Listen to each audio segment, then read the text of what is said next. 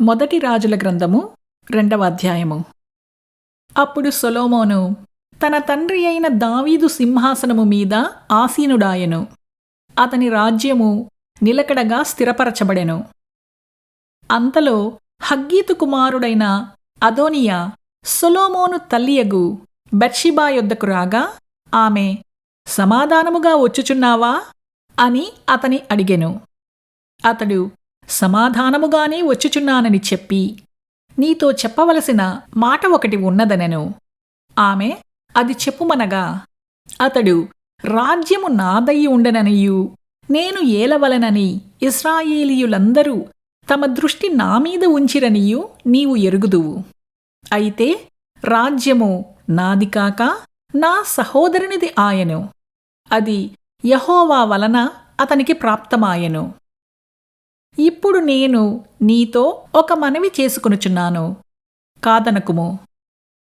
ఆమె చెప్పుమనగా, అతడు రాజగు సొలొమోను షూనేమీయురాలైన అబీషగును నాకు పెండ్లికిచ్చునట్లు దయచేసి అతనితో నీవు చెప్పవలెను. అతడు నీతో కాదని చెప్పడనెను. బత్షెబా, మంచిది, నిన్ను గూర్చి రాజుతో చెప్పెదననెను. బత్షెబా రాజైన సొలొమోను నొద్దకు అదోనియా పక్షమున చెప్పుటకు వచ్చినప్పుడు రాజు లేచి ఆమెకు ఎదురుగా వచ్చి ఆమెకు నమస్కారము చేసి సింహాసనము మీద ఆసీనుడై తన తల్లి కొరకు ఆసనము ఒకటి వేయింపగా ఆమె అతని కుడిపార్శ్వమున కూర్చుండెను.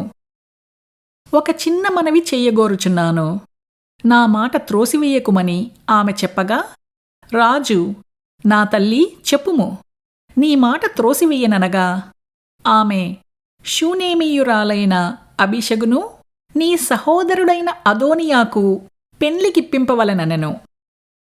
అందుకు రాజైన సొలొమోను, షూనేమీయురాలైన అబీషగును మాత్రమే అదోనియా కొరకు అడుగుటయేలా? అతడు నా అన్న కాబట్టి అతని కొరకును, యాజకుడైన అబ్యాతారు కొరకును, సెరూయా కుమారుడైన యోవాబు కొరకును రాజ్యమును అడుగుమని తన తల్లితో చెప్పెను. మరియు రాజైన సొలొమోను యెహోవా తోడు అదోనియా పలికిన ఈ మాట వలన అతని ప్రాణమునకు నష్టము రాకపోయిన ఎడల దేవుడు నాకు గొప్ప అపాయము కలుగజేయునుగాక. నన్ను స్థిరపరచి నా తండ్రి సింహాసనము మీద నన్ను ఆసీనునిగా చేసి తన వాగ్దాన ప్రకారము నాకు కుటుంబము కలుగచేసిన యెహోవా జీవము తోడు అదోనియా ఈ దినమున మరణమౌనని చెప్పి యెహోయాదా కుమారుడైన బెనాయాను పంపగా అతడు అదోనియా మీద పడినందున అతడు చనిపోయెను.